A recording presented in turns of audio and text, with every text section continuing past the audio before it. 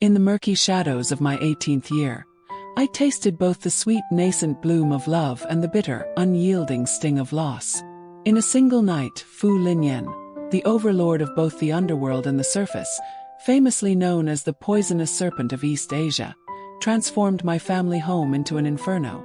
My mother and father lay lifeless, my brother, Tao Triet, gasped for breath on his deathbed, and I, the sole survivor, screamed until my voice was hoarse.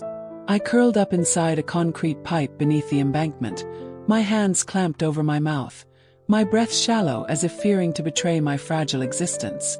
Then, a pair of dark shoes appeared directly before me. My heart hammered wildly, uncontrollably. Did you think hiding like this would keep me from finding you? My patience is limited, and you've exhausted it all. He squeezed my throat, dragging me from my hiding place, then tossed me into his car. From that moment on, freedom was no longer mine. If only time could turn back, I would undoubtedly stay far away from him, and I would certainly stop my brother from rushing into the inferno. Because with our capabilities, confronting him was simply unthinkable. Fu Linyan, a man who commanded a vast empire and immense influence across Southeast Asia. My brother, Tao Triet, was once his trusted right-hand man. But my brother wasn't evil. He was actually an undercover police officer, embedded beside him to gather evidence and secretly supply information to international police. I was completely unaware of my brother's true identity or what my family was concealing. His work was kept strictly confidential. The first time I met Fu Linyan, even though his aura instinctively instilled fear, I didn't think much of it. "You're a Triet's sister."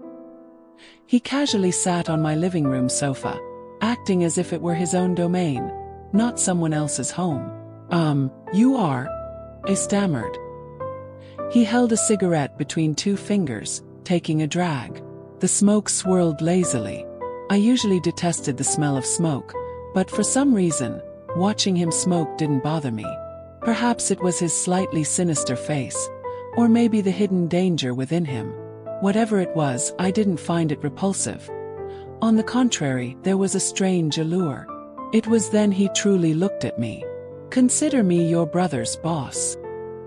He leaned casually against the back of the sofa, his black shirt unbuttoned at the top two buttons, subtly revealing his collarbones. With every movement, his collar shifted, hinting at a muscular outline. Was this my brother's boss? He was completely different from any boss I had ever met. Those men were also intelligent, but they exuded a refined, polite demeanor. As for the man before me, the term gentleman had absolutely no relevance to him. "How old are you this year?" His gaze locked onto me.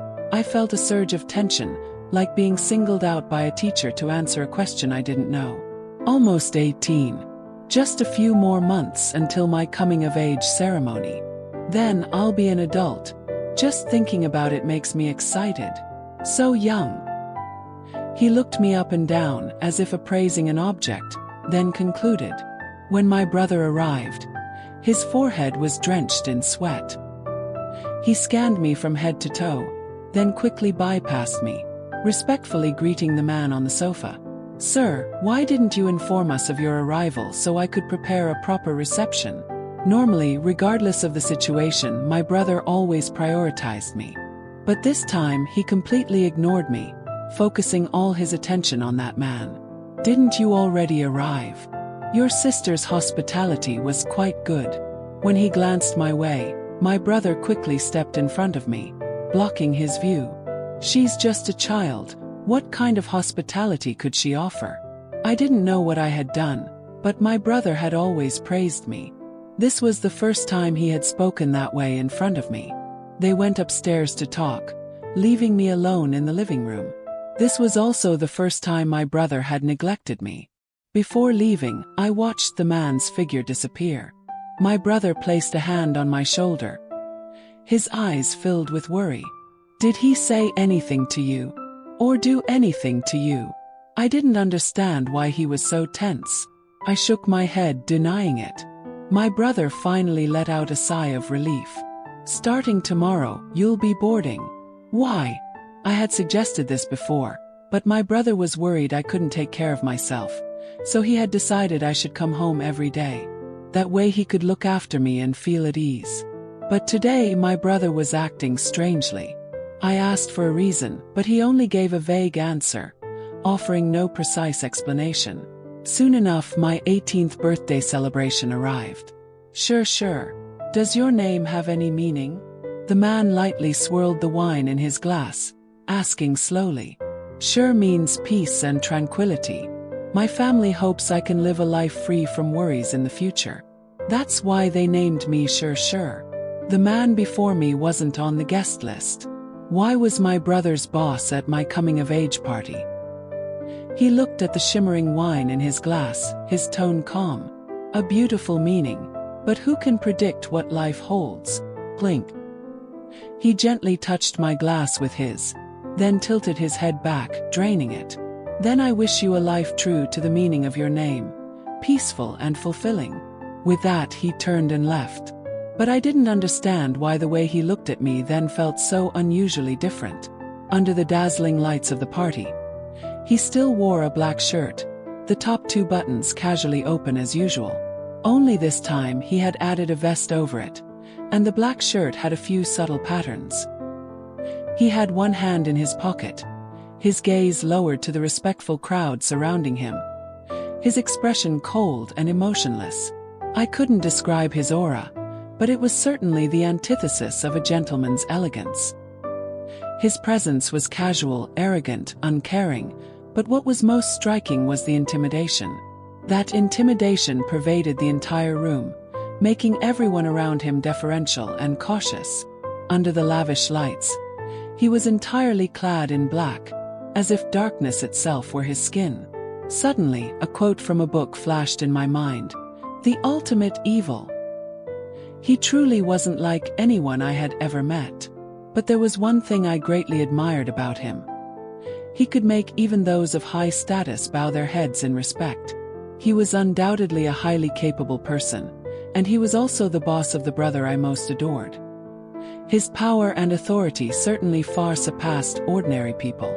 Today was my 18th birthday, and I had officially stepped into the adult world.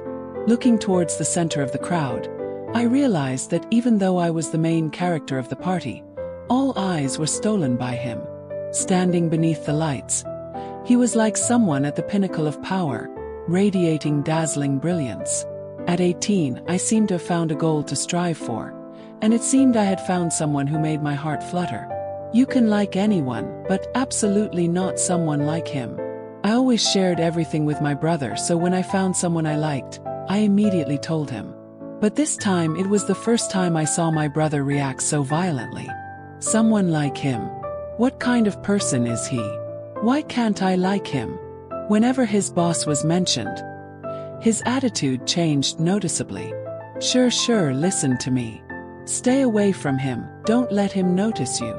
After my 18th birthday celebration, under my brother's arrangement, I was sent to study abroad. Everything happened so quickly.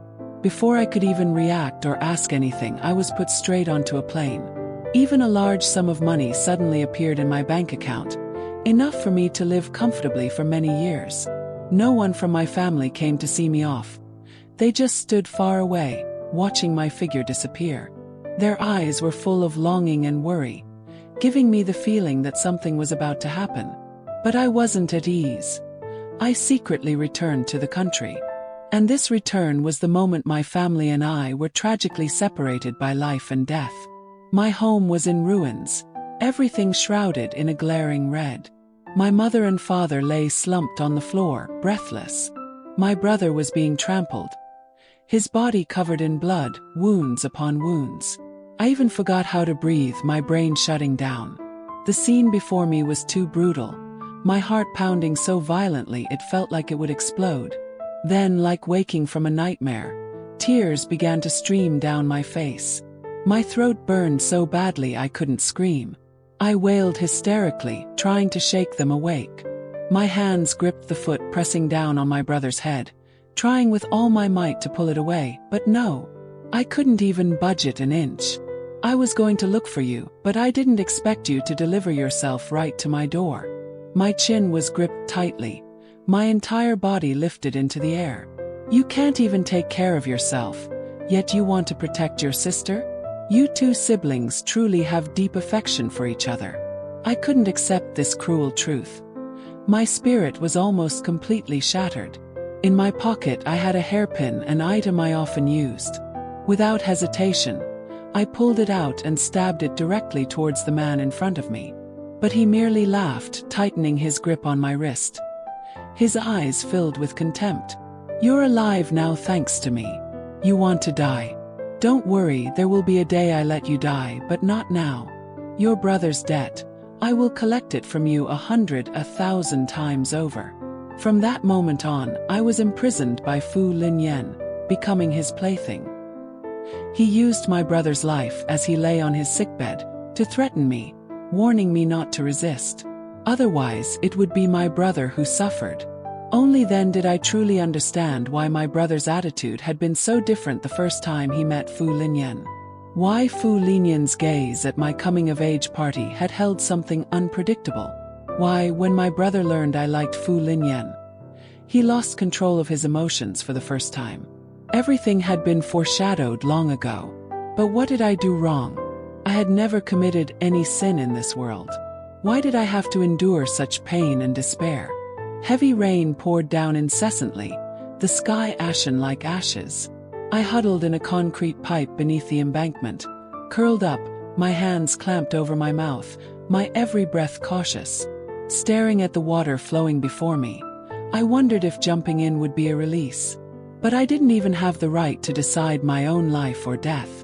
A few months ago, a major incident occurred in Southeast Asia, creating a chaotic situation. Fu Linyan immediately went there to handle it, and he wouldn't be back for a short while. This was my best opportunity.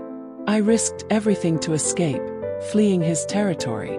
Penniless, I arrived in a strange small town, taking on odd jobs to support myself and my brother, who was still bedridden. Even though I went hungry every day, even though I could only live in a dilapidated shack, I didn't feel miserable. On the contrary, I felt a glimmer of hope creeping into my life.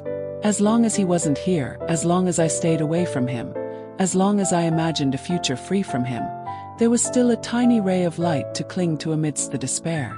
But in the end I was too naive.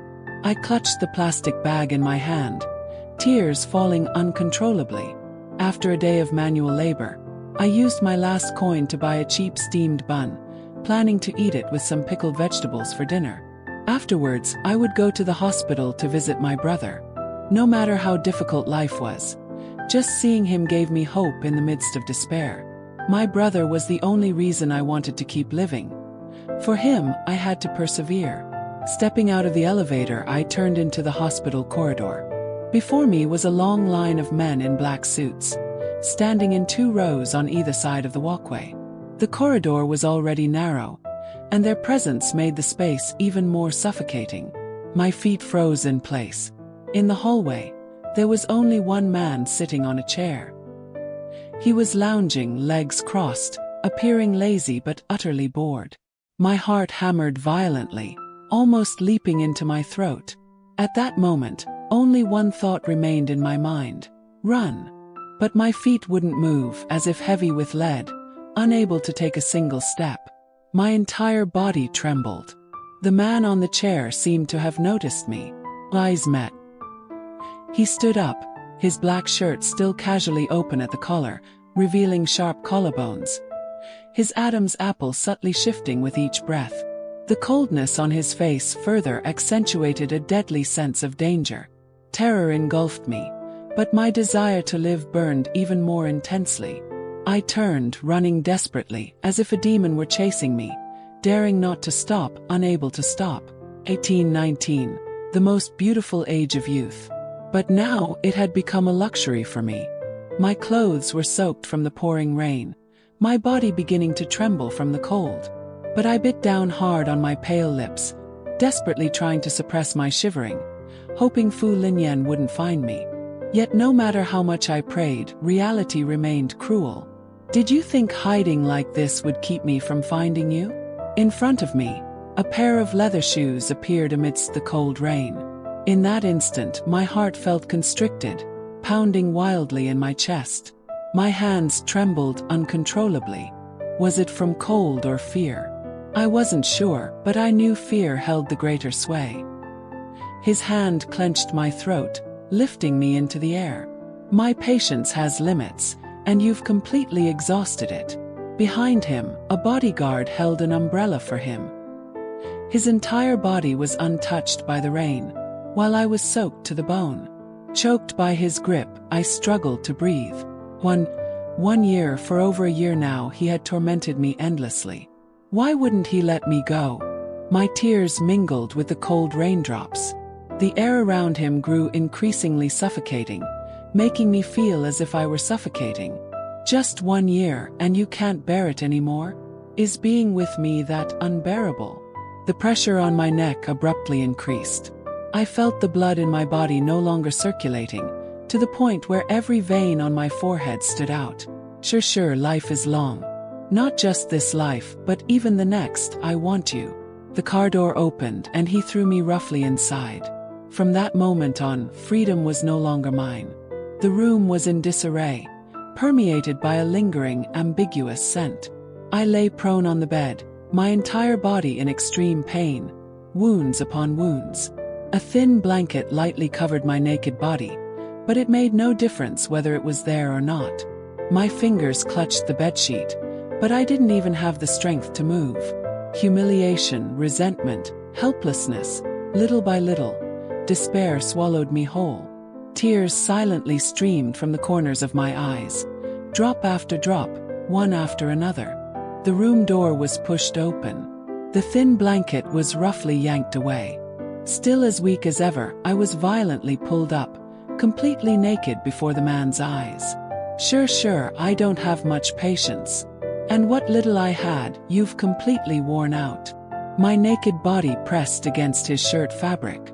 The hand on my back tightened, showing no signs of loosening. My chest was squeezed and deformed. A surge of shame overwhelmed me. I tried to endure the discomfort, but it only made Fu Linian's expression grow darker. From now on, the limit will be what your body can withstand.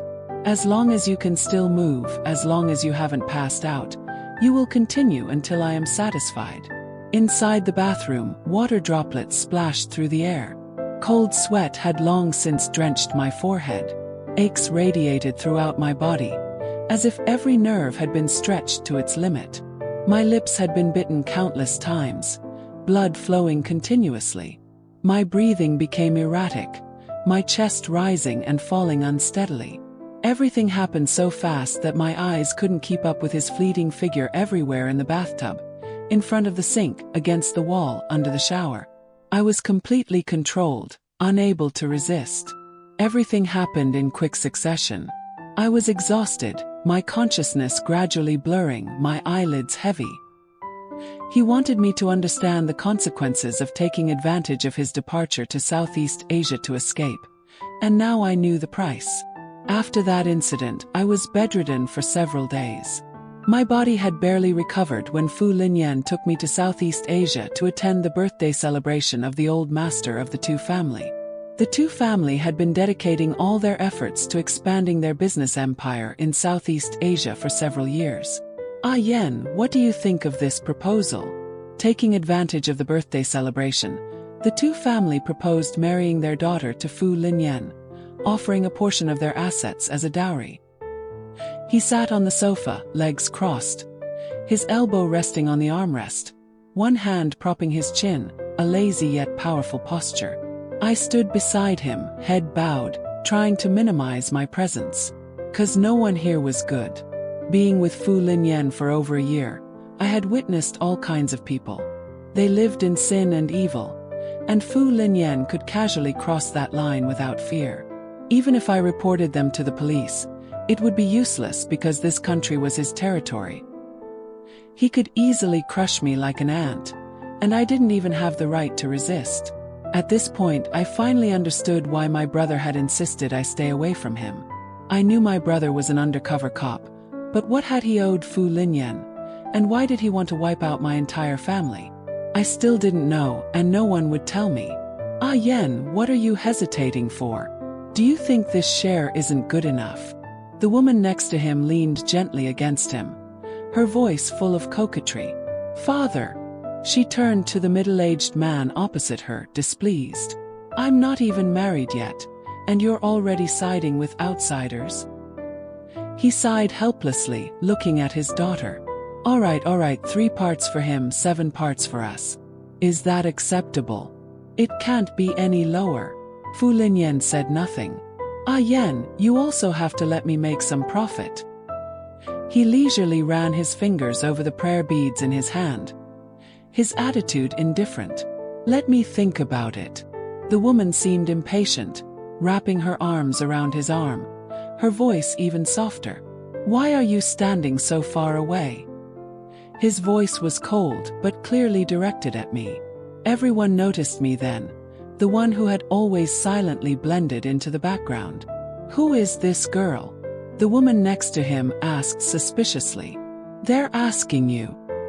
His voice clearly implied coercion, giving me no chance to evade. I gripped the hem of my dress tightly, bowing my head lower. Is she Ah Yan's mistress? I didn't want to admit it, but in the end I nodded slightly. Mistress? Fu Linyan had many mistresses. How could a man like him not have any? I wasn't even qualified to be a mistress. I was just a toy he hadn't grown tired of yet. Receiving a definitive answer, the woman clearly showed disdain, her eyes full of contempt. But just then, Fu Linyan's hand, which had been playing with the prayer beads, suddenly stopped. On the way back, mistress. He suddenly spoke, as if asking a casual question. I pressed my lips together, my hand unconsciously clenching into a fist. He glanced at my clenched hand, laughing coldly. Humph, at most, just a toy. My nails dug deep into my palm, a sharp pain, but I remained silent, not saying a word. I sat pressed against the car door, trying to create as much distance as possible between us. There was enough space for 2 more people between us. Stop the car. The car abruptly halted on a mountain slope. He looked at me, his voice devoid of emotion. If you don't want to ride with me, then walk back. Who knows, you might make friends with the wolves on this mountain. With that, he didn't even look at me once, ordering the driver to drive away. The engine roared, the car's headlights disappearing into the night, leaving me alone, standing isolated under the dark sky. It was an autumn night in the mountains, the wind chilling to the bone. I hugged myself tightly, trembling uncontrollably. The mountain road was deserted, without any lights, only darkness enveloping everything, an eerie silence. His words echoed in my mind. Are there really wolves here? The road was quite wide, but I didn't dare walk in the middle. I walked close to the edge, moving between the road and the forest, trying to maintain the highest level of vigilance. This place was too remote. I didn't even wish for anyone to appear, because if someone did, it might not be a good thing. At the 2 family party, I wasn't wearing an evening gown. I only had a long white dress that touched my ankles and high heels. Everything was prepared by Fu Linyan. He really liked me in white. From then on, white became the color I hated most. I swore that if there was no other way, I would only wear black. The road down the mountain seemed endless. If I walked back, it would probably be dawn. The forest path was full of dry branches, every step cutting into my skin, creating tiny scratches. My high heels didn't fit well, and my heels were chafed so badly I couldn't walk anymore. I took off my shoes, carrying them in my hand, and walked barefoot. The ground was uneven, covered with pebbles and dry branches. But the pain in my feet was nothing compared to the despair in my heart. Oh woo! A wolf's howl. I suddenly froze. My foot was lifted, but I didn't know whether to put it down or not. Oh woo! Oh woo! Long howls echoed through the mountains, carrying a terrifying sound that reverberated in my eardrums. I huddled behind a tree, not daring to move. The cold night wind seeped into every muscle, making me shiver uncontrollably. The wounds on my feet had begun to dry. Blood caked onto my skin, aching painfully. I pulled my legs in, hiding my bare feet beneath my tattered dress, as if to conceal my own vulnerability. I buried my head in my knees, tears silently streaming down my cheeks. Brother, what should I do? Not only can I not get revenge, but I'm also trapped by Fu Linyan, like a tiny ant being tormented at his will. Am I too useless? I once risked my life to try and kill him, but I was no match for him. Instead, I was crushed by him little by little. I have endured extreme humiliation, even wanting to end my own life. But he always stopped me. Finally, he started using you to threaten me. Knowing my weakness, he threatened that if I died, everyone connected to me would also die, and before dying, they would suffer unimaginable pain. Even whether I live or die, I cannot decide for myself. Nap. The sound of a branch breaking echoed in the silent night. Is someone there? I startled, looking up only to meet a pair of glowing green eyes in the darkness. Oh woo! Wolves! Wild wolves! I immediately pulled up my dress and ran desperately. At least now I couldn't die. I couldn't let anyone else be implicated. But the more I ran, the more I felt something was wrong. More and more green lights began to appear around me. Under the moonlight, wild wolves emerged from behind the trees. I ran straight into the pack, then was surrounded. My heart pounded wildly, my entire body covered in cold sweat. Darkness descended. At my feet, a leading wolf lunged at me from behind. Thump! I was violently shoved from behind, completely unable to react. My entire body fell to the ground. The ground was rough, covered with pebbles and dry branches. My arms and legs burned upon contact with the harsh surface. Too many wolves. Even if I wanted to run, there was no escape. When I was in Africa with Fu Linyan, I had personally witnessed wolf packs fighting over prey. It was brutal. I lay motionless on the ground, tears streaming down my face. Perhaps I truly couldn't escape. I would die under the fangs of the wolf pack. Oh woo! Oh woo! The wolves' howls echoed throughout the mountains, a gruesome sound that reverberated in my eardrums.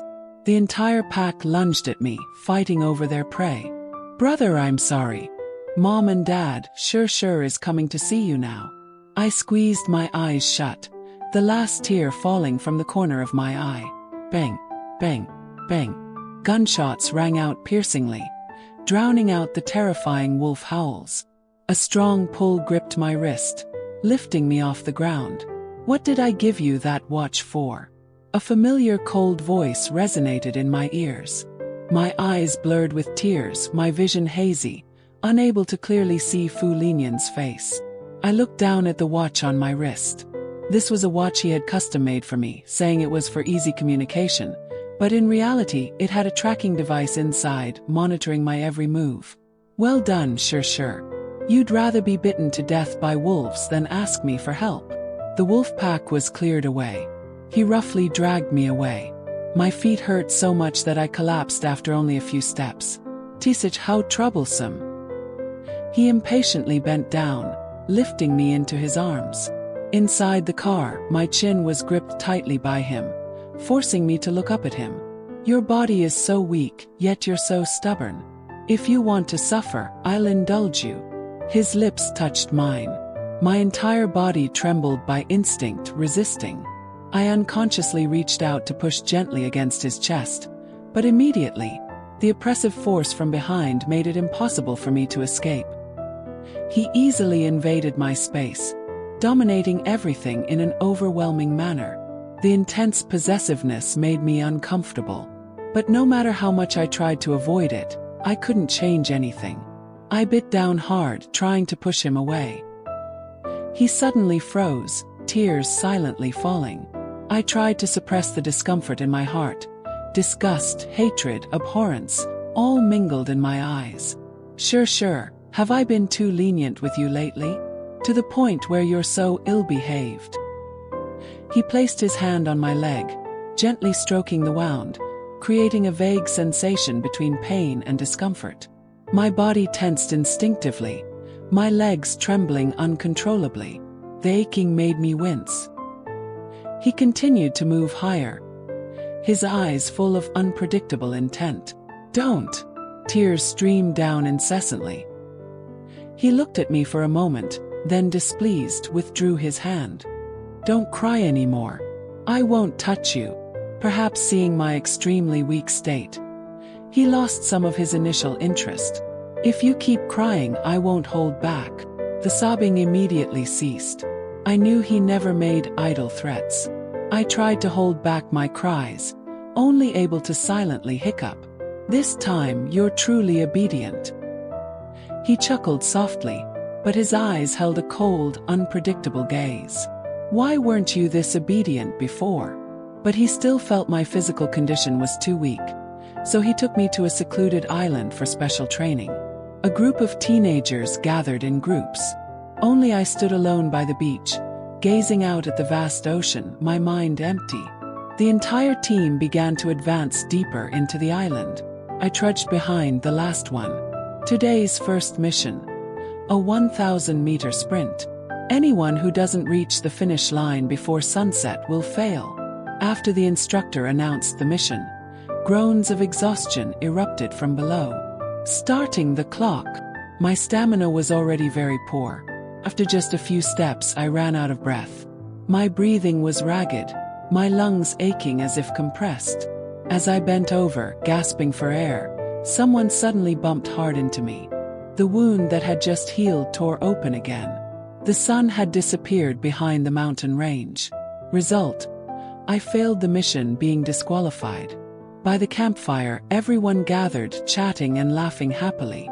Only I sat quietly under a tree, gazing at the stars slowly appearing. I didn't belong here, nor could I integrate with anyone. Exhausted all day, my stomach had been rumbling for a long time. Those who failed the run had to go into the forest to pick fruit for the group's dinner. Wandering alone in the forest at night, saying I wasn't scared would be a lie. The island forest was so dense it blocked out the sky. The deeper I went, the darker the space became, and the path grew vague.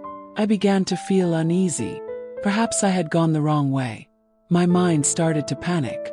I decided to turn back, but as soon as I turned, a giant black bear stood right behind me, its eyes fixed on me, full of danger. Before I could react, it lunged straight at me. There was no time to run. I instinctively raised my hands. Here's the continuation of the story in English, with the added elements you requested. My head trying to protect myself, but the bear bit the watch on my wrist. The watch shattered instantly. The shard seemed to hurt it. It roared in fury, swinging its paw and sending me flying. Behind me was a giant hole. I nearly fell in. "Ah!" I screamed, seeing the bear charging towards me again. Panicked, I stumbled backward, losing my balance. A few meters away, I plunged straight down the deep hole. The impact twisted my entire body in pain, but fortunately, the bear didn't jump in after me. Perhaps it also felt the hole was too deep. Night completely engulfed the forest. The vast woods sank into silence and gloom. I was like prey fallen into a trap, just waiting for the hunter to seize me. Looking up, the moon was dim, shrouded in fog, and a sense of fear and panic washed over me. No one would realize I was lost. Perhaps no one even cared about my disappearance. A few days ago, I was chased by wolves. Today, attacked by a bear.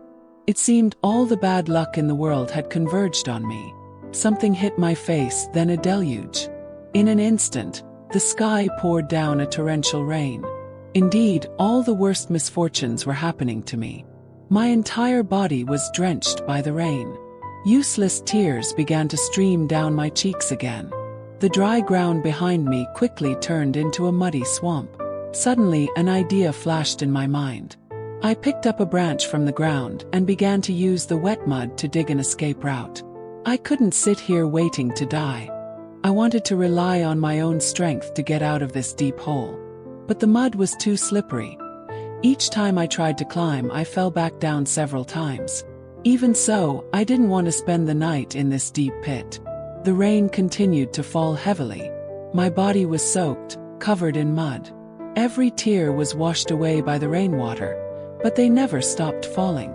Once a person has determination and perseverance, they become stronger. Finally, I managed to climb out, but standing in the middle of the forest, I was completely disoriented. It was pitch black. I couldn't see my way. I had completely forgotten the way back. The rain showed no signs of stopping, growing heavier and heavier. My entire body was drenched, shivering in waves. I didn't know how much time had passed, but drowsiness gradually set in. It was impossible to move around freely in the forest at night. Fortunately, I found a large rock.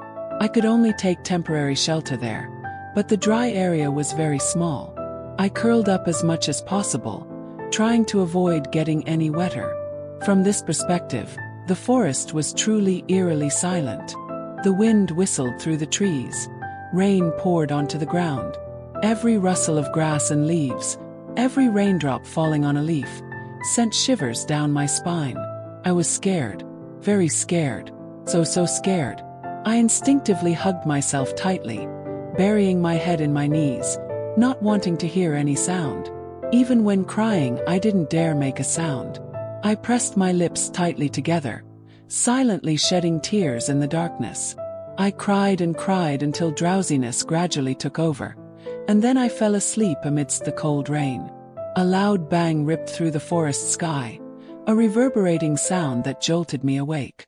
My entire body instantly tensed, every nerve stretched to its extreme. The pouring rain mingled with the frantic pounding of my heart in my chest. What was that? I was utterly terrified, every cell in my body tense and alert. I curled up as much as I could, trying to hide myself from any danger. Tears fell continuously, like a broken string of pearls. "Brother, I'm so scared." Sure. My name echoed in the air. I looked up and saw helicopters hovering in the sky. So that noise earlier was from a helicopter. I wanted to stand up and scream loudly in response, but my body was limp, completely devoid of strength. My throat was dry. I tried to make a sound but couldn't. What was happening? My head throbbed as if it would explode, my entire body burning. I could clearly feel my body temperature soaring. Was I sick? What should I do now? I didn't want to stay here at all. My consciousness gradually blurred, my body losing sensation. I was about to pass out. Just then a strong force pulled me up. I fell into a broad, firm, warm chest. He covered me with a jacket. The coldness gradually dissipated. Sure, wake up. This voice was so familiar. Someone touched my cheek and neck. The scorching temperature of my skin made him frown. "Why are you so hot?" I tried to open my eyes, immediately meeting Fu Linian's gaze. Worry, impatience, annoyance. All these emotions were clearly visible in his eyes. If it weren't for him abandoning me in this cursed place, forcing me to participate in this so-called special training, how could I have ended up in this situation? I pushed him away, but he didn't budge, still holding me tightly, refusing to let go. "I don't need your concern." My body grew increasingly uncomfortable, a sense of overwhelming fatigue. Even my voice became weaker. Sure, don't test my patience." He lowered his voice, but there was a hint of impatience in his words. "Miss Sure, today Master Yen has been busy all day. He had just prepared to rest when he received news of your disappearance, and immediately flew here without stopping." The man standing beside him, sheltering us, spoke up. His name was Ming Xian, and like my brother, he was Fu Linian's capable right-hand man. "Shut up!" Fu Linian impatiently cut him off. He was the one who abandoned me here. He acted as if I were unreasonable and defiant. Here I was nothing more than an extra, unnoticed by anyone. I was left alone in the pitch-black forest, facing extreme fear, attacked by a bear, falling into a deep hole, drenched by the rain, having to constantly be vigilant of my surroundings, surrounded by fear from all sides. My tears couldn't be held back any longer. I didn't want to cry in front of him, but my emotions had erupted. I wiped my tears fiercely with my arm, trying to hide my weakness. Sure, are you made of water? How can you cry every day? He pushed my head against his chest, wrapping the jacket tightly around me. I don't want to stay here. I want to go home. I want to see my brother. If you don't want to stay, then let's go. He held me tightly, carrying me in his arms. I wrapped my arms around his neck. At this moment, I just wanted to leave this terrifying island as quickly as possible. Growl. The bear's roar.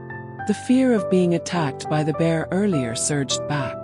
I instinctively burrowed deeper into Fu Linian's embrace, holding on tighter, my hands clutching his neck, refusing to let go. Sure, are you trying to choke me to death? His mouth complained, but there was a faint hint of a smile in his voice. Soon, the plane landed safely at Fu Linian's villa. I returned to my room, showered, and immediately began my homework because the college entrance exam was approaching. Last year, too many incidents occurred, preventing me from taking the exam. This year, I didn't want to miss it again. Blick. The door opened from outside. I immediately tensed, a feeling of unease enveloping my body. No need to guess. Besides Fu Linian, no one dared to enter here casually. Why lock the door? My house. From now on, you're not allowed to lock the door. Opening it is a pain in the ass every time. He had been drinking. As soon as he stepped in, the strong smell of alcohol immediately permeated the air. I want to go to sleep now. I unconsciously tightened my grip on my pen, a wave of discomfort spreading through my body. That's good. I'm sleepy too. He pulled back the blanket, comfortably half lying on my bed. The meaning was too clear. He wanted to sleep here. I haven't finished my homework yet. Being in the same room with him already made me uncomfortable, let alone sleeping in the same bed. That was impossible. Near him, I always felt uncomfortable. Sleeping in the same bed with him was simply out of the question. Sure. Don't you think you're being contradictory? He got off the bed, placing his hands on the desk, easily enveloping me in his arms. The college entrance exam is coming up. I just want to do a few more practice problems. Fine. I placed the test papers on my bent legs. On either side, I was squeezed between Fu Linian's long legs, and behind me was his chest. I was forced to sit in his lap. How could I do homework like this? At first, I thought he might have a bit of conscience today, but I was thinking too much. Why can't you do it? When you're sleepy, just put the papers aside and go to sleep. So much. His hand began to grip my waist, gently squeezing my hips. Hurry up and do your homework. In this situation, how could I concentrate? Half an hour passed, and I couldn't write a single sentence. My mind was completely muddled by him, unable to focus. The test papers were closed by him and tossed aside. If you can't do it tomorrow. He began to lose patience. His large hand rested on the back of my neck, pulling me closer to him. A strong smell of alcohol immediately filled my nostrils, making me uncomfortable. The heat from his breath spread everywhere he touched. The smell of alcohol engulfed me. My eyes stung, and tears involuntarily welled up. He pulled my leg hard, causing me to fall onto his lap. My body stiffened instinctively, my mind completely blank. Does it still hurt? He asked in a low voice, his hand lightly tracing the wounds on my body. I shivered. The feeling of being out of control made it impossible for me to hide the shame in my heart. It seems I was a bit too rough last time. He lowered his voice, chuckling softly. His hand began to move slowly. I immediately held his hand. Don't. It hurts. My body suddenly tensed, trembling violently. He looked down at my hand, seemingly deep in thought. Your hand is too small, can't even grasp it. Then use both hands. When I saw the enormous thing in front of him, I finally understood the meaning of his words. I don't need to teach you, do I? My hands were pressed against it by him. I tried my best to grasp it. The sensation in my hands made my entire body uncomfortable. Seeing me motionless, he used his large hand to cup my hands, moving them up and down. Understand? Do the rest yourself. If you don't move, I'll just use you directly to relieve myself. I squeezed my eyes shut, trying to suppress the disgust in my heart, mimicking his earlier movements. He leaned against the headboard, his face showing enjoyment. If I slowed down even a little, he would urge me. Sure, sure. Suddenly called by my name, I flinched, my grip tightening abruptly. He groaned softly. You want to kill it, make me childless. He was displeased with my movements. Finally, his hand enveloped mine, guiding me until a milky white liquid spurted onto the bedsheet. Only then did he pull me into his arms, satisfied, and drift off to sleep. The next day, I went to the hospital very early. Today was the weekend, school was off, and it had been a long time since I had seen my brother. In the hospital room, my brother still lay there silently, just like every day, as if in a deep sleep. It's been so long, big brother. Tears welled up, I cried until I choked. I collapsed beside the bed. I opened his hand and pressed it against my cheek. I'm sorry, brother. I'm useless. I couldn't escape, and I even implicated you. My crying choked me. Can you show me a way out, brother? I really can't bear it anymore. Blank. The hospital room door was kicked open with a loud bang. Can't bear it anymore. Being with me makes you so miserable. Fu Linyan pulled me away from my brother's bedside. His face grim, his voice cold. His large hand clenched my chin, forcing me to look up. His fingers violently rubbed against my left cheek, as if wanting to erase my brother's lingering scent from me. Your brother is nothing more than a cripple now. If it weren't for you, he would have died long ago. You should know your place. Be obedient and please me, and he won't have to suffer. His hand slid down, gripping my neck. The friction on my lips filled me with terror. Taking advantage of my momentary shock, he immediately lunged in, sweeping through without any restraint. Don't. At least don't do this in front of my brother. Tears welled up, streaming down incessantly. Get out. He let go of me, casually sitting on the sofa. Break all 10 of Tao Triot's fingers. Hearing the order, Ming Xian immediately stepped forward, preparing to act. No, don't. I rushed forward, blocking my brother, my arms outstretched, stopping Ming Xian. Miss Sure, you should beg master instead of stopping me. His words jolted me awake. Fu Linyan, I beg you. I knelt down, clutching his pant leg tightly. I will listen to you from now on. I will obediently do as you say, okay? My eyes continuously followed Ming Xian, seeing him raise my brother's hand, ready to strike. I cried until my voice was hoarse. I swear I will never anger you again. I swear I will obediently listen to you. Please, just tell him to stop. Tears streamed down my face. I humbled myself, begging him desperately, my sobs choking me, unable to utter a sound. He slowly lifted his head, glancing at Ming Xian, then gently nodded, signaling. My entire body collapsed onto the floor, exhausted. My heart let out a sigh of relief. Just as I was about to stand up to check if my brother was hurt, I was pulled up by Fu Linyan. My entire body was placed on his lap. His 2 arms naturally wrapped around my waist, and he kissed me. My tears hadn't even dried yet. I was stunned for a moment. Don't make me lose my patience, otherwise, even if you beg, it will be useless. I let out a soft sob, like a little bird waiting to be slaughtered. Biting my lip tightly, I slowly leaned in, gently touching his lips. My hand against his chest clenched into a fist. It was just a fleeting touch. I immediately pulled back. I said, kiss with your tongue. He was displeased. Do it again. I swallowed hard, once again touching his lips. Usually, he was the one who initiated the kisses. I could only passively let him lead. This time, I mimicked the way he usually did it, sticking my tongue into his mouth. My brother was right behind me. This act made the humiliation within me surge uncontrollably. I just wanted it to end quickly. Still don't know how to kiss. Haven't you learned yet? He sneered, showing disgust for my clumsy kissing technique.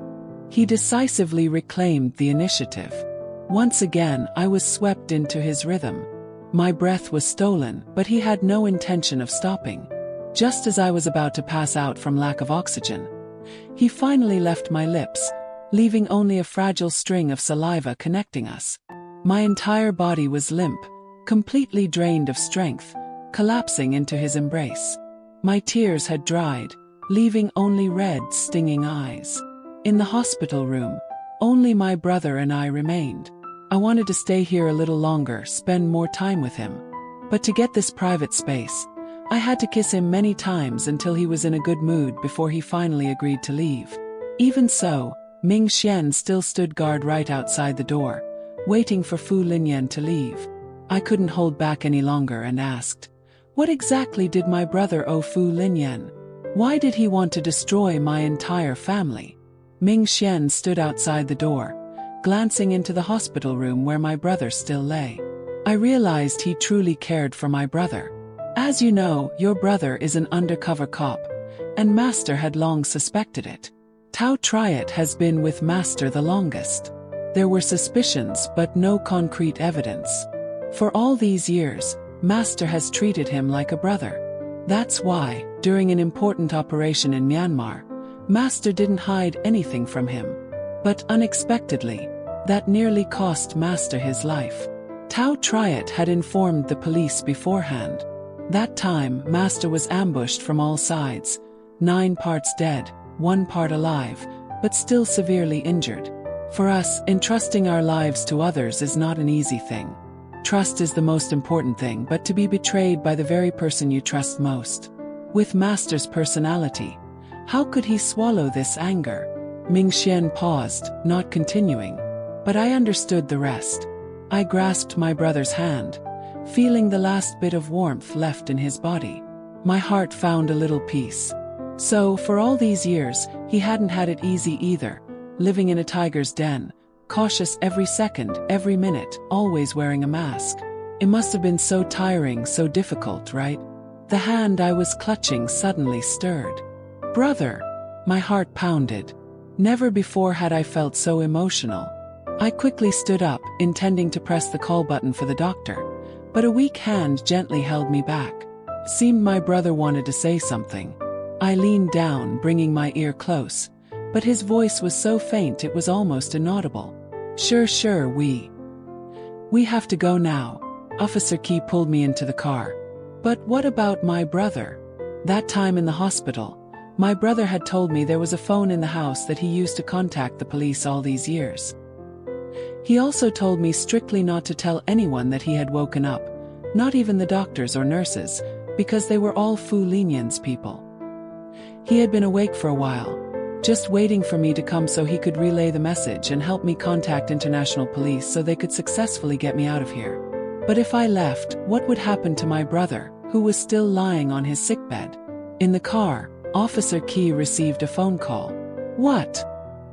He turned to look at me, but then suddenly stopped speaking. My heart went cold.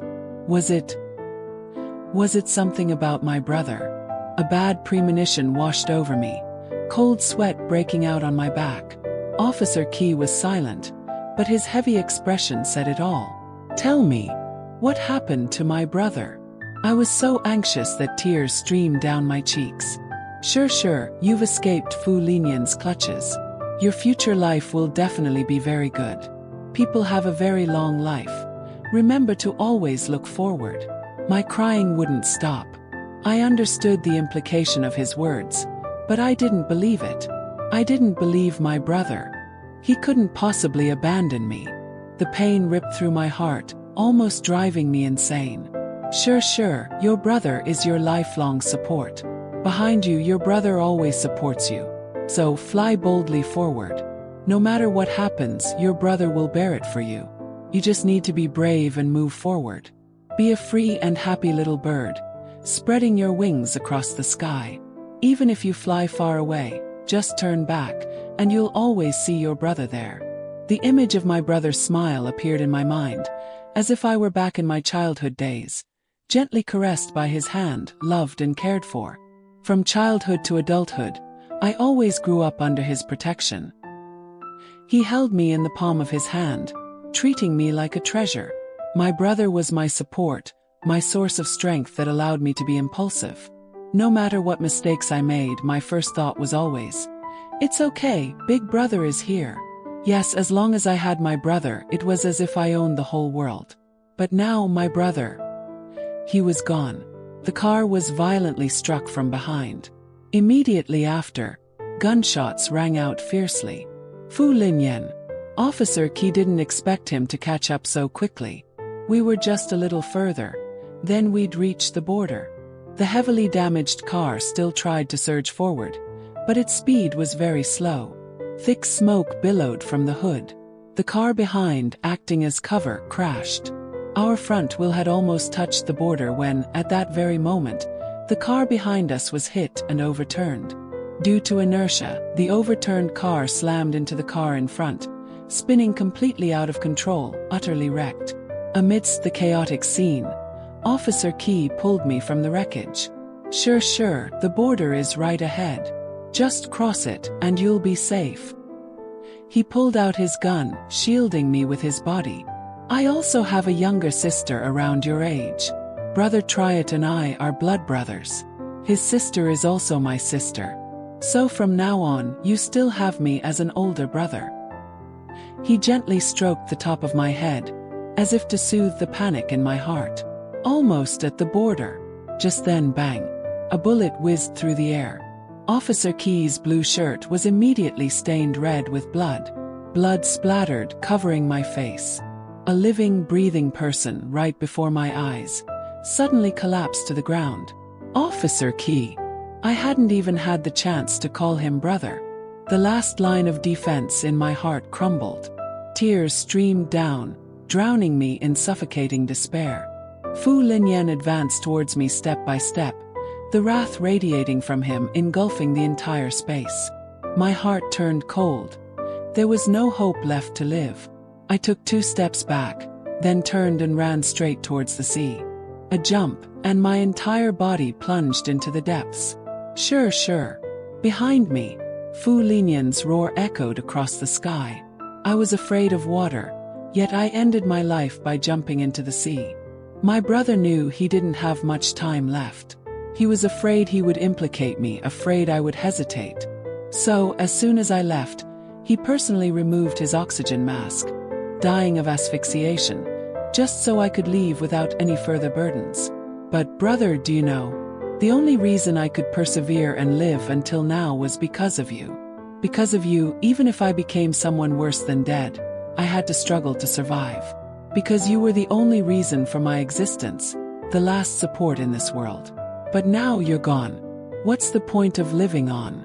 In the end, I even dragged Officer Qi down with me. Sorry.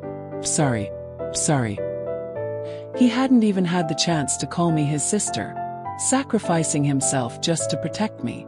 Because of me, his own sister lost her most loving brother. Am I everyone's jinx? Or is it because I once liked Fu Linyan that everyone met such tragic fates? If I had known that the price of this affection would be so expensive, I would have definitely stayed far away from him from the beginning. But now it's too late to say anything. Before completely losing consciousness, I vaguely saw a figure plunge into the water towards me. Is it my brother? Have you come to pick me up? My waist was wrapped by a strong arm, pulling me into a tight embrace. My mouth was covered by someone. Oxygen, previously lacking, was now delivered through an open mouth.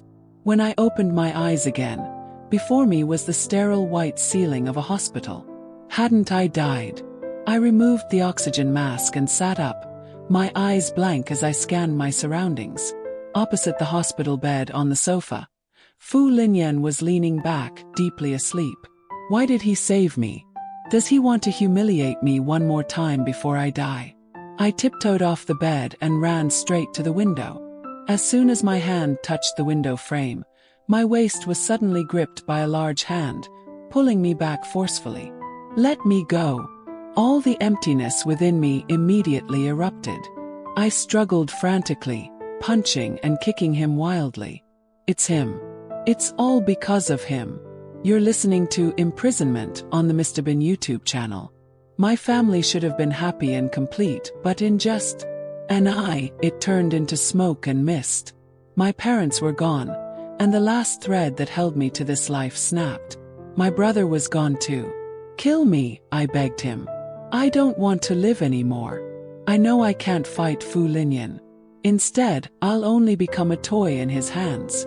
I'm tired, utterly exhausted. So this is how suffocating living can be. I want to find my family. I want to be reunited with them. The pain tore at my heart. Tears streamed down my face uncontrollably. My voice was choked.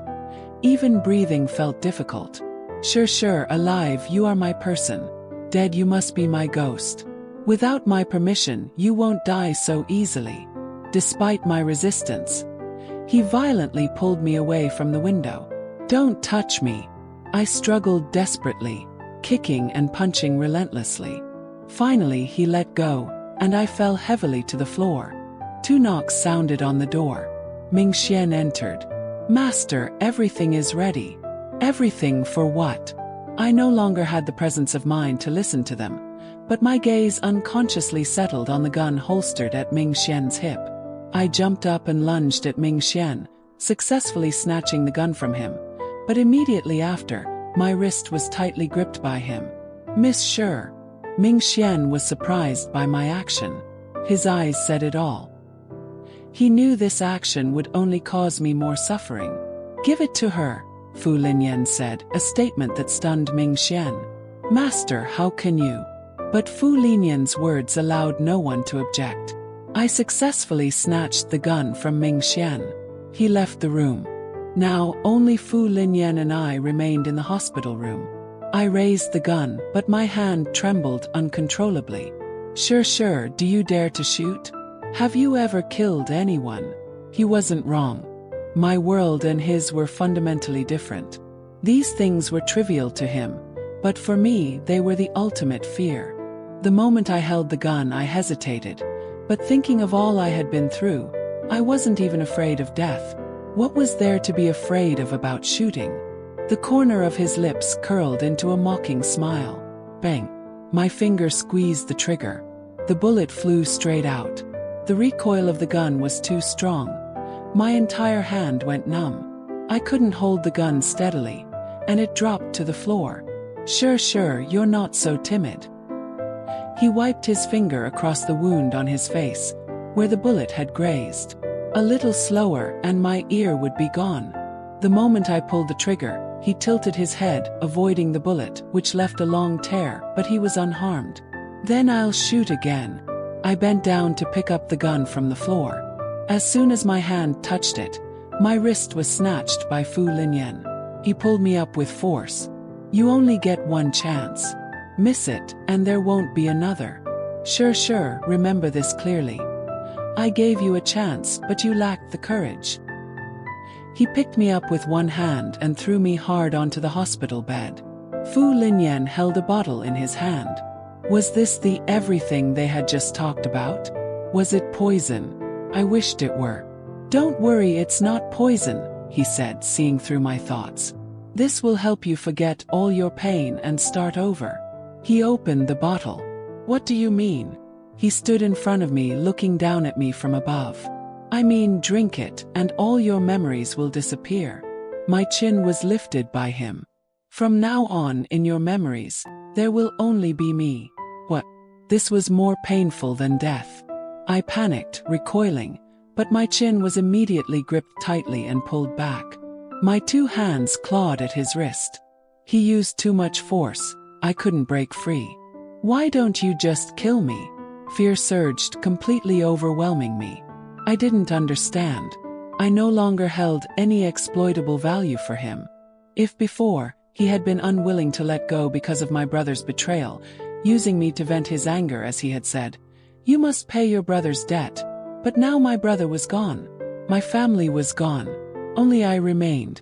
If he killed me, wouldn't he completely achieve his goal? Then what would be the fun in that?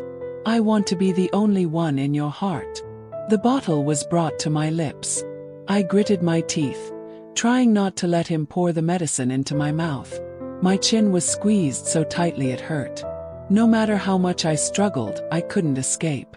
The effect of this medicine terrified me. Tears flowed endlessly. Fu Linyan was truly too terrifying. If I truly lost all my memories, if I was controlled by him like a puppet, my entire life in his hands, this was more terrifying than death. I would definitely collapse to the point of unbearable torment. No matter how much I struggled and resisted, he remained as cold as ever. His 2 fingers pried open my mouth mercilessly. I immediately bit down hard, but he showed no expression. Taking advantage of the moment I bit his finger, he poured the medicine directly into my mouth. My tongue was blocked by his finger, my chin lifted high. He forced me to swallow it down. Gulp, gulp. The medicine flowed down my throat and straight into my stomach. I choked, coughing continuously. Some of the medicine ran down the corner of my mouth. His finger withdrew from my mouth. His large hand immediately clamped my mouth shut. My chin was lifted again. He wouldn't allow me to spit out even a single drop. He watched coldly as I swallowed it little by little, until he was sure the medicine had entered my body. Only then did he release his hand, satisfied. A suffocating sense of despair enveloped me. I clutched my throat, trying to force myself to vomit, but Fu Linyan grabbed my wrist and pulled it up high. "I hate you." My face was contorted with rage and pain, tears streaming down. "It's okay. When you open your eyes again, we'll start over." The sun shone brightly, its rays filling the air. I lay asleep on an outdoor chair. When I opened my eyes again, I was nestled in someone's arms. The sun was still as dazzling as before. Fu Linyan slightly loosened the arm embracing my waist. "Hungry?" I rubbed my eyes, nodding slightly. "Wait a moment," he said, stroking my head, gently tucking the blanket back before leaving. He placed a soft kiss on my lips. I watched his retreating figure. White shirt, black trousers, shirt buttons neatly fastened, almost formally. Very proper. I averted my gaze. A gentle breeze drifted by, spring colors overflowing.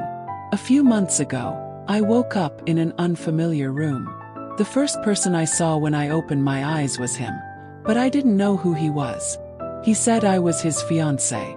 On the way to our engagement ceremony, I had a car accident, a brain injury that led to amnesia. I could see that his eyes were full of love, but when facing those deep eyes, I felt like I was looking into a bottomless abyss. He held me in his arms, his face filled with extreme worry. The moment our bodies touched, my heart pounded wildly, not from excitement, but from an instinctive, anxious tremor of fear. My body's reaction made me begin to re-examine the man in front of me. Slowly, a hint of doubt began to rise in my heart. After waking up, I always felt that something was wrong, but I couldn't articulate what it was. Fu Linyan was almost always by my side, even cooking all 3 meals himself. He took meticulous care of me like a child. "It's all your favorite dishes, eat a lot. Look how thin you've become." He took off his apron. The top 2 buttons of his white shirt were undone, revealing a sensual Adam's apple. The white shirt on him no longer looked simple, but carried a dangerously alluring feeling, seeming to fill the entire space with sexual tension. Actually, Fu Linyan's facial features were sharp and aggressive. Both his demeanor and aura exuded arrogance and power, completely unfitting for a white shirt. It even created a powerful contrast. Compared to a white shirt, a black shirt would probably highlight his aura more, but he never wore one. I lowered my head to eat. Before I could even pick up a bite, my neck was suddenly pressed down by a large hand, pulling me forcefully towards him. An unexpected kiss descended. My mouth was still full of food. My face immediately flushed crimson. In the past few months, he had treated me very well. I understood it clearly in my heart. The fear I felt upon waking up and my unconscious avoidance of him. At first, I just thought it was a natural defensive reaction of the body after losing memory. So I didn't think much of it. But there was one thing. He was sometimes very rogue, especially when intimate. The feeling of invasion, the powerful aura, and the sexually dangerous presence in him made it impossible to escape, like a wolf in sheep's clothing. I always felt that his white shirt was just a disguise. With just one hand, he easily lifted me from the chair and placed me on his lap. My neck was squeezed by a hand, preventing me from backing away. He continued the interrupted kiss. His hot tongue probed deep into my mouth, directly sweeping through every empty space. Every time he kissed, I felt suffocated, unable to breathe. Our lips were pressed tightly together, rubbed raw and painful by him. I gently pushed him away, but instead he held me tighter, and the kiss became even more passionate. Unable to resist, he gently ran his hand over my cheek, caressing my flushed face. Seeing my helpless confusion, he chuckled softly, his eyes full of teasing. That night was another prolonged embrace. After it ended, Fu Linyan held me in his arms, and I drifted off to sleep. In the middle of the night, I was jolted awake by a nightmare. In my dream, I saw blood splattered everywhere. I knelt on the ground, clinging to a man covered in blood, crying heartbreakingly. That despair, that helplessness, that suffocating feeling. Even when I woke up, it clung to me, refusing to let go. My forehead was already drenched in sweat, my back also soaked. Who was that man? Why did my heart ache so much? My face was covered in tears. Fear and confusion surged, making me completely lose my sense of security. The spot next to me was cold, no warmth remained. I didn't know how long Fu Linyan had been gone. The entire room was just me. The nightmare still haunted my mind. Without bothering to put on my shoes, I immediately ran straight to the study. Fu Linyan always worked at night, saying that way he could spend more time with me during the day. I pushed open the study door forcefully. My panicked appearance startled him for a moment. "Why aren't you wearing shoes?" He stood up. I ran barefoot into his arms, burying my head in his chest, clinging to him, trying to regain a sense of security. I didn't understand why, ever since waking up, I had unconsciously become dependent on Fu Linyan. Perhaps it was because he took such meticulous care of me that I became accustomed to it. He also seemed very satisfied with this dependence of mine. Realizing my unusual state, he lifted my face. "What's wrong?" He gently wiped away my tears. "You had a nightmare." I recounted the images from my dream. Tears still flowed continuously. His hand, which was wiping my tears, paused for a moment. I looked at him. His eyes were lowered, dark and deep like an abyss. There was an emotion in them that I couldn't read, hard to grasp. "It's just a nightmare. Don't think too much about it." He stroked my head, but his gaze drifted elsewhere, wondering what he was thinking. Sure. My name was suddenly called. I softly responded. The next second I was lifted up. I panicked, running wildly without shoes. "Tell me, how should I punish you?" In the pitch-black room, the thin strap of my nightgown was pulled down by him, slipping off my arm. Something damp brushed against my neck. A sucking sensation, then piercing pain spread. A large hand rested on my neck, gently stroking. His scent enveloped me. My lips tingled. He seemed never to get enough of kissing. My heart rate was erratic. My breathing gradually became heavy. In the darkness, a hand slipped into my thin night shorts, making my legs tremble. He wanted more. This strength astonished me. I want to sleep. I really couldn't bear it anymore. Every time it was over, he was perfectly fine, but I could barely even walk. He slowly withdrew his hand. My nightgown fell. His tall figure, broad shoulders, slender waist, firm muscles, clear contours. His entire being exuded intense masculinity. Moonlight streamed through the window, illuminating the room. He seemed to have shed his disguise, revealing the true nature of a predatory wolf. "It's come to this, and you still want to sleep?" He immediately lunged. The deeper the night, the darker the room. The bed swayed slightly, and faint moans echoed in the silent space. jarringly loud. Looking at the bowl of medicine in my hand, I hesitated. Ever since yesterday's nightmare, Fu Linyan had called a doctor today. He said my health wasn't good and needed nourishing. The doctor prescribed me several doses of traditional Chinese medicine for recuperation. "Madam, the medicine will lose its effect," the doctor urged me. I picked up the bowl and drank it all in one gulp. Seeing that I had finished, the doctor left relieved. With nothing to do, I unconsciously wandered around the house. I didn't know when I had stopped in front of a bedroom door. Instinctively, I pushed the door open and entered. Fu Linyan had once said that this used to be my room, but ever since waking up, I had slept with him every night. I had almost never been in this room. I rummaged around, hoping to remember something, but the room was too clean, as if it had been tidied beforehand. Aside from the furniture, there was nothing else. I sat on the edge of the bed. Even my personal belongings weren't there. How strange. A sense of emptiness crept into my heart. I picked up the pillow next to me and patted it a few times. There was something inside. Carefully squeezed it. Family photo fell out. In the photo there were 4 people. A couple sitting in the front row, and behind them, a man with his hand on their shoulders, a warm smile on his face. His eyes full of affection directed at the little girl sitting in the woman's lap. I could see the man's deep affection for that little girl. This man looked very familiar. "Recognize him," a voice suddenly sounded, startling me. I didn't know when Fu Linyan had stood behind me. I hadn't noticed him at all. I shook my head. In the photo, only that man made me feel familiar, but who was he?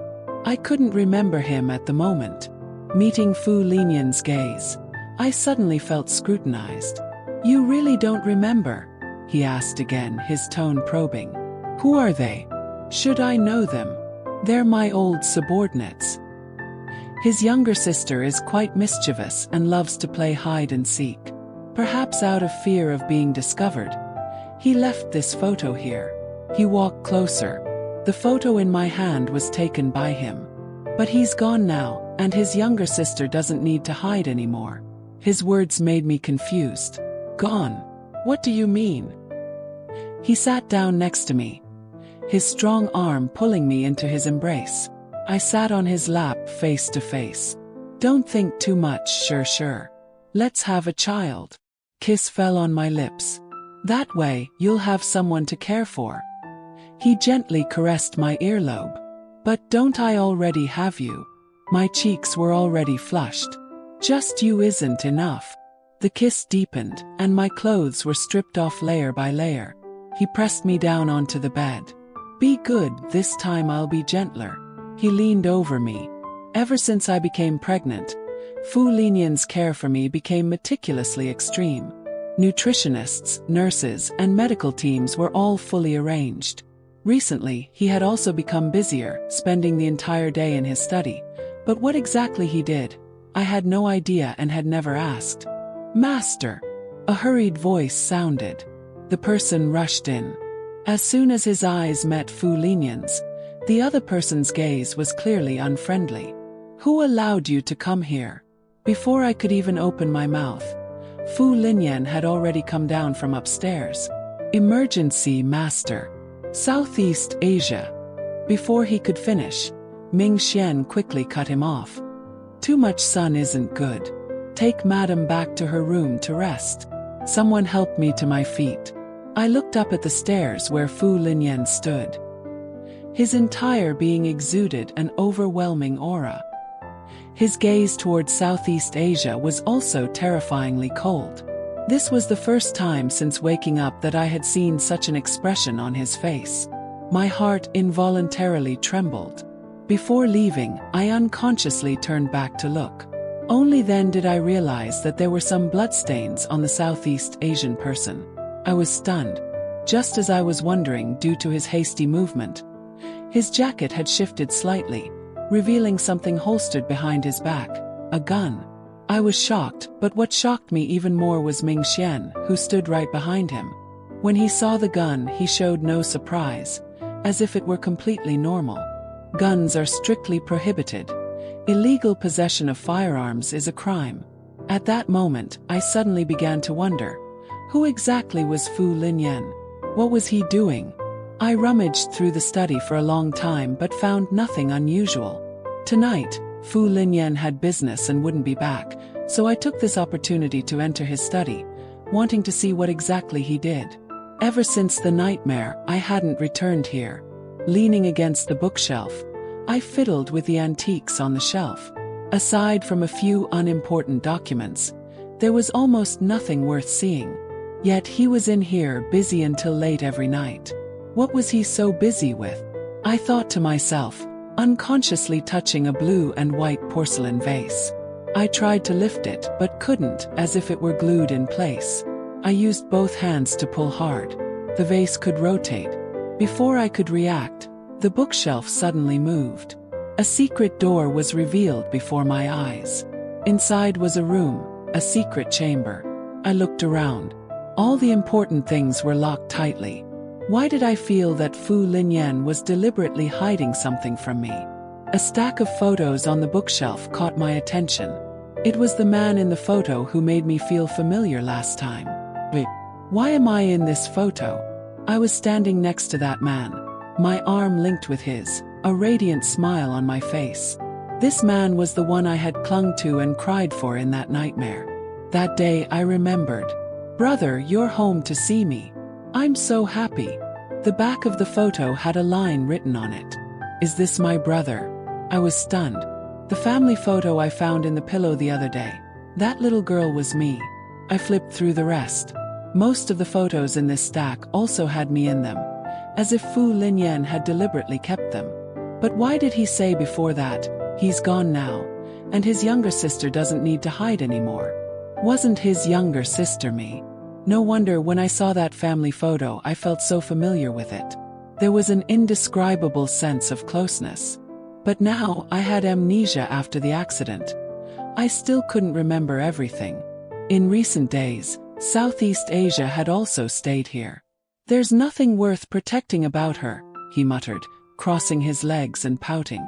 "If it weren't for her, I would have gone with Master to Southeast Asia to resolve the trouble." Southeast Asia. That region was known for its perennial chaos. What was Fu Linyan going there to deal with?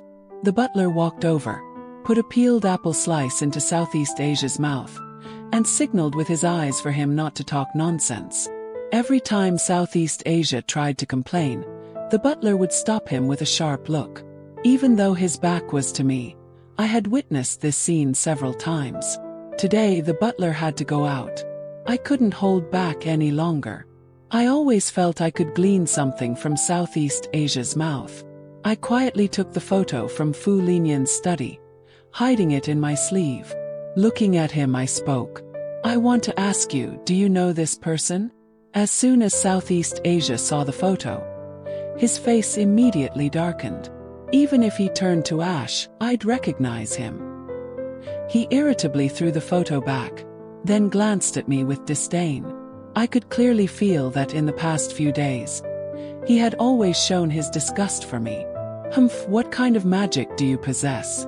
Tao Triot made Master walk through the gates of hell once, yet Master not only didn't kill you but kept you by his side.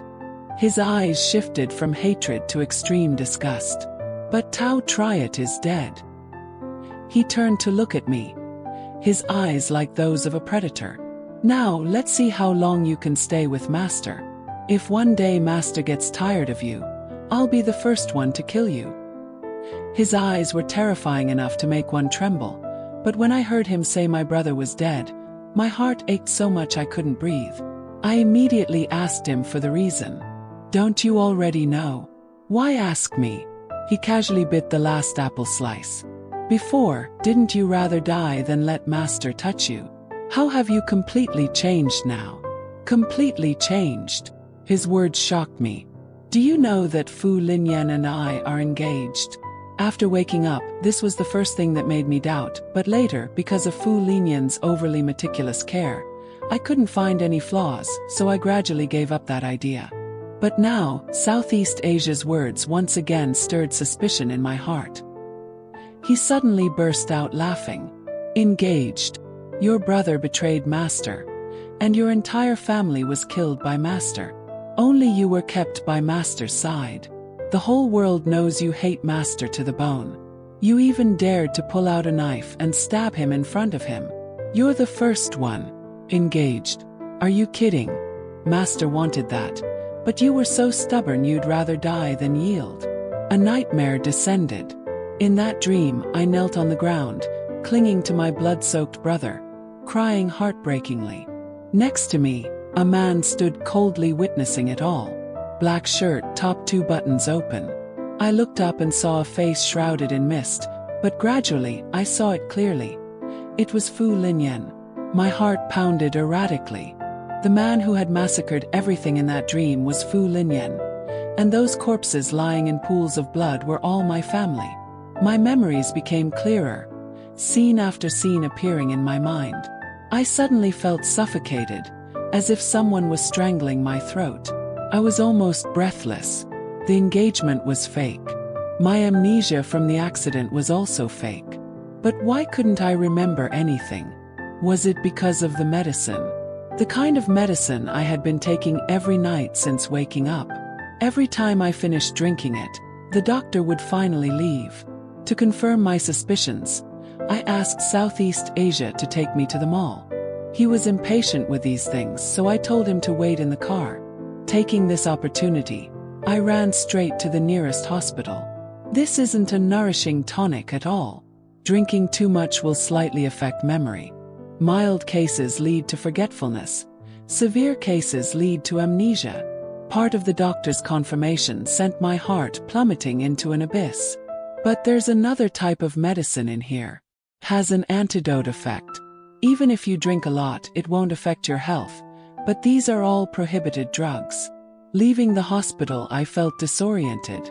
Southeast Asia's words were like knives piercing my heart.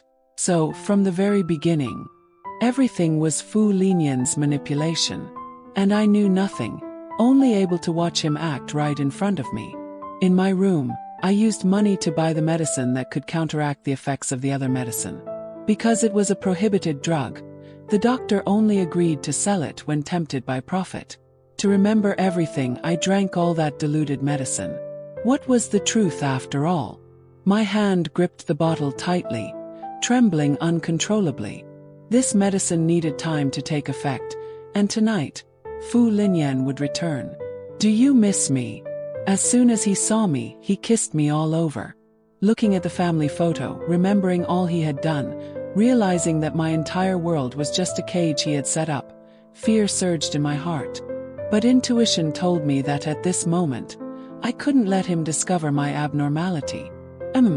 I clenched my fists, lowering my head, trying to hide my emotions. But he suddenly grabbed the back of my neck, lifting it. How much do you miss me? The moment his lips touched mine, my body stiffened. He immediately noticed, his sharp eyes staring at me. Is something wrong? I shook my head. He was too cautious. His stare made my scalp tingle. I almost couldn't control the trembling of my body. I quickly wrapped my arms around his neck, hugging him tightly. My heart pounded. I secretly breathed a sigh of relief. Just a little more, and I would have exposed my flaw. He hugged my waist tightly. Show me how much you miss me. Sure, because I was pregnant and couldn't do that. His desire still had no outlet. His fingers slid between my legs, making my legs tremble. My belly was already slightly protruding. He was afraid of hurting me, so he flipped me over, resting his hands on the bed, kneeling. His hot object pressed against my legs, clamping them tightly together. The action behind me was so embarrassing I couldn't bear it. Seeing my lack of reaction, he forcefully pressed my legs together with his hand, squeezing his thing tightly between them to seek pleasure. He leaned over, pressing his back against mine, and then, one hand caressed the area beneath my breast, the other lifted my chin, pulling it towards him. A passionate kiss immediately descended. The bedsheet beneath us was soaked countless times. Because Southeast Asia had to deal with a major part of their business chain being taken over by the two family, Fu Linyan didn't have time to fly back to visit me on his private jet, so he brought me here with him. He said that after everything was settled, he would take me to Mexico for our honeymoon and, while we were at it, welcome our child into the world. A few days later, I had completely recovered my memory. The day my memories fully returned, for some reason, I felt incredibly calm. Perhaps I had long since become numb. During that time, I found the phone I had previously used to contact the police. Following their instructions, I activated the GPS. Boom! Terrifying explosion rang out. Someone was attacking. Fu Linyan locked me in a safe room. Even if the outside turned to dust, the inside would remain peaceful. The large door could only be opened from the inside. It's dangerous outside. Stay put obediently. Wait for me to finish everything, and I'll take you all over the world to soothe your mood, okay? He gently stroked my head, bent down, and kissed my lips once, then closed the door and left. As soon as the door closed, I immediately pulled out my phone and sent information about the situation here to the police. Perhaps today was my best chance to escape Fu Linyan. Southeast Asia was currently under strict control by international police regarding drug trafficking. They wouldn't take too long to get here. I opened the safe room door and ran straight out. A scene of desolation and ruin, gunfire and flames. I thought it would be chaotic, but I never expected the situation to be even more brutal. The ground was stained with blood, bodies scattered everywhere. The image of my family being murdered that year was the biggest nightmare in my heart.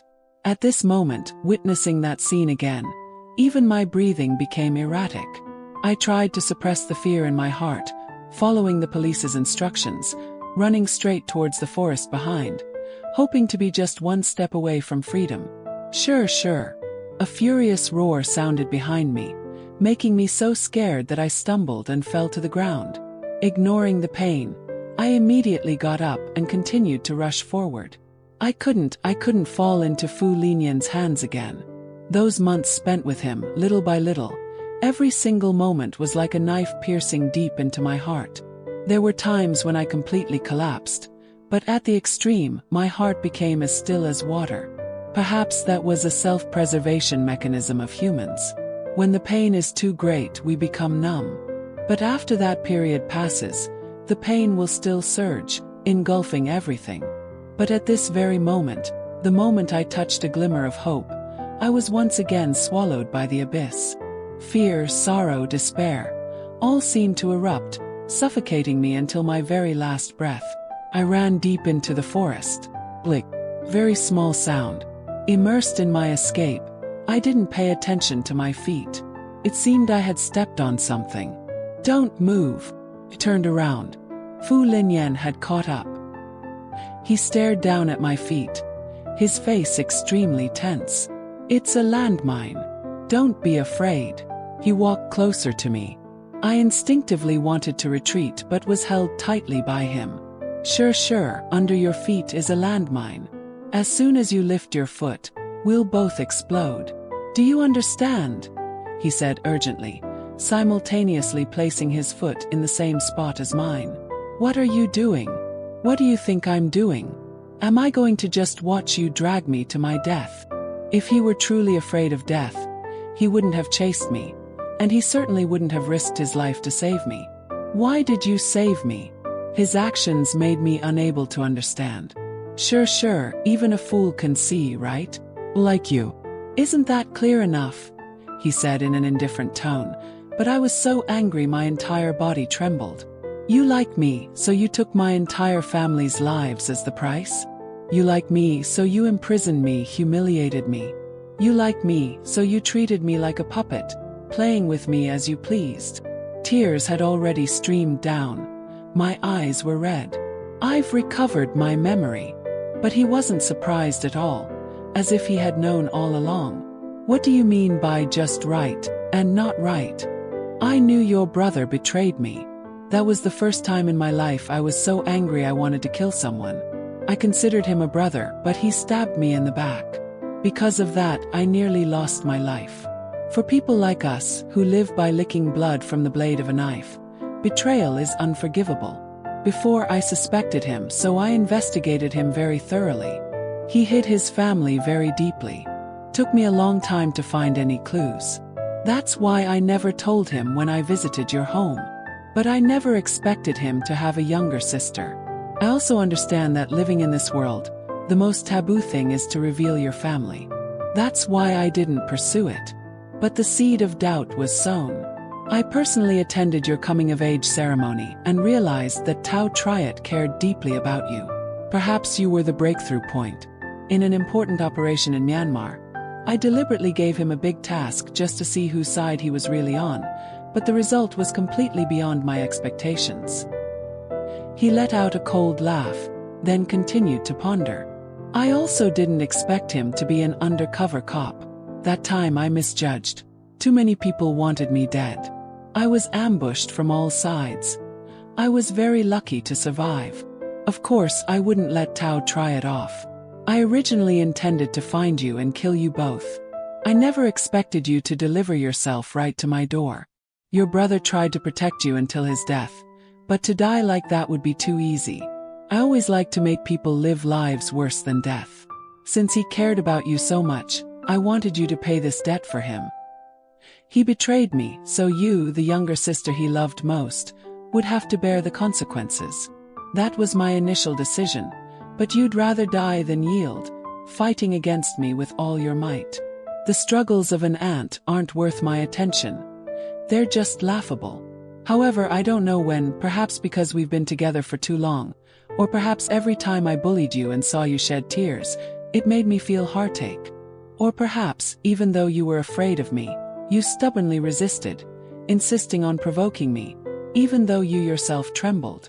But facing me, you were always like a small wildcat, fierce and desperate, raising your claws, even if just to leave a tiny scratch before finally giving up. I don't know when, but I developed feelings for you, but in your eyes, from beginning to end, there was only hatred. There was no other way. I couldn't stand weakness. I only liked to confront stubbornness. When I was angry, my words were also very cruel, like that time at the Two family when I called you a beast. It was just something I said in a fit of anger because you didn't care about me at all. That's right, after all, I hurt you. How could you forgive me? That's why when you contacted that Mr. Key, I gave you time to escape. I also gave you a gun so you could end me with just one shot, but you couldn't seize either of those opportunities. As I once said, I gave you a chance, but you didn't know how to cherish it. So, if you still hate me, then forget everything. We'll start over in a different way. So you disregarded my feelings and arbitrarily manipulated my life. I had long since cried soundlessly. The painful memories, little by little, became clear before my eyes. Sure, the world I live in is not like yours. If I cared about other people's feelings, I would have died long ago. In my world, there is only sin and blood. I don't understand kinship. For profit, even family can massacre each other. No one ever taught me what love is. Only after meeting you did I know that this is what it feels like to love someone. A few minutes passed. Beep, beep, beep. Under my feet, the landmine emitted a flashing red light. It was a timed mine. In this dense forest, there was no one else but Fu Linyan and me. The red light blinked, and the countdown numbers were dazzlingly bright. Less than a minute remained until it exploded. I was startled and frightened, but when I saw Fu Linyan, it's good to die together. Dying with him, I'll consider it revenge. The expression on my face changed. Of course, he saw it clearly. The corner of his lips twitched into a bitter smile. In this life, perhaps I owe you and your brother. My arm was gripped tightly by him. He bent down and kissed me deeply. Later, take good care of yourself. More. Look how thin you are. For the first time, I saw a hint of reluctance in Fu Linyan's eyes. But before I could react, the police arrived. His men also rushed over. Master, the landmine under your feet is about to explode. Southeast Asia nearly screamed. Only a few seconds remained on the countdown. Fu Linyan suddenly laughed. I closed my eyes, preparing to await death. Brother, finally, I've avenged everyone. Sure, remember this clearly. Live well, okay? His voice rang in my ear, allowing no resistance. The next second, a powerful shove hit me. I was thrown out. Sure, I'll skin you alive. In that instant, fierce flames erupted. Southeast Asia, don't hurt her. Fu Linian's words hadn't finished before his entire body was engulfed in a sea of fire. The distance between us grew further and further. Beneath the raging flames, his face remained as arrogant as ever, without a hint of fear. Only this time he smiled. The flames surged, swallowing Fu Linian. Blood splattered onto my face. The sound of the explosion echoed throughout the forest. The force of the blast threw me far away. In a flash, Fu Linian was torn to pieces. Blood and flesh scattered everywhere. After the terrifying explosion, there was Southeast Asia's heartbreaking scream. Fu Linian was dead, but I didn't feel the joy I had imagined. I just stood silently, staring at the spot where he had been blown away, not knowing if it was out of fear or some other reason. Tears streamed down my cheeks. In the last moment, he pushed me away. The police surrounded me, trying to comfort me, but I heard nothing. Sure, I'll rip your skin off. Southeast Asia's eyes were bloodshot as he roared. The scene was utterly chaotic. This time, the police had brought a large number of people, all armed. Bang, bang, bang. Gunshots rang out. Southeast Asia was hit, but he still rushed straight towards me, ignoring the pain in his body, roaring furiously. His face terrifyingly fierce. It's all your fault. That timed mine couldn't be defused immediately. Just stepping on it meant certain death. Master had a weakness. If it weren't to protect you, Master wouldn't have died so easily. So, the moment I stepped on the mine, he didn't immediately call for help. Instead, he shifted his weight towards himself. He had long since decided to trade his life for mine, just to protect me. Several police officers immediately restrained Southeast Asia. He fell to his knees, his hands trembling as they touched Fu Linian's still warm blood. Tears mingled with blood. He pulled a gun from a police officer and raised it to his forehead. Bang! Southeast Asia had committed suicide. A long time ago, I consulted a fortune teller for Master. They said that in his destiny, there was a great tribulation, and whether he could overcome it depended on Master himself. I advised him many times, but he loved you too deeply. Ming Xian looked at me, his voice low. He said he had never believed in such things. Buddha, gods, all unreliable. If prayer truly worked, there wouldn't be so much suffering in this world. The only person he believed in was himself.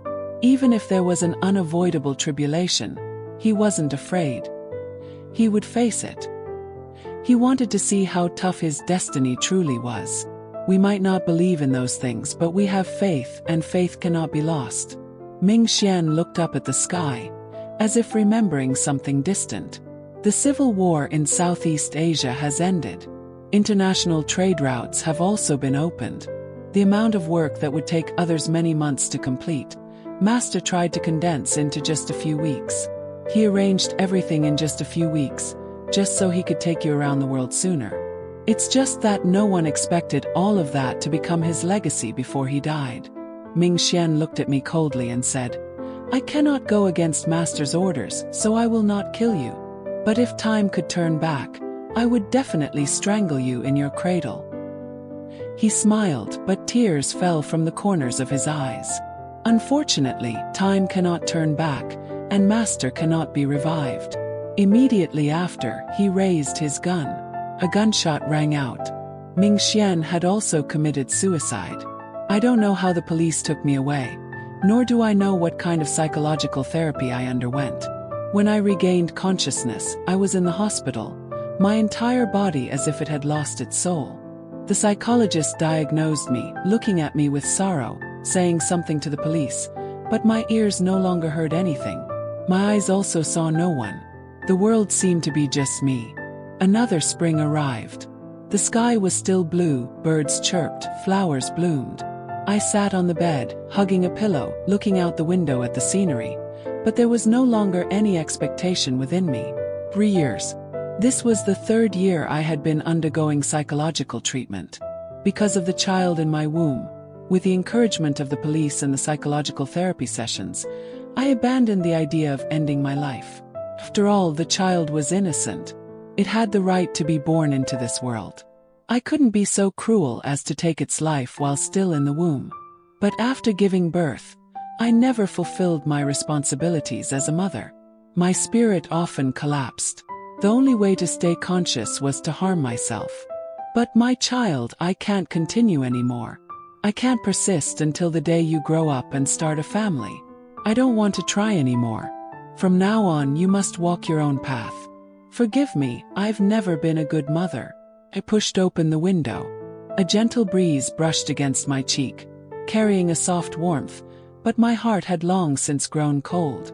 Without hesitation, I jumped.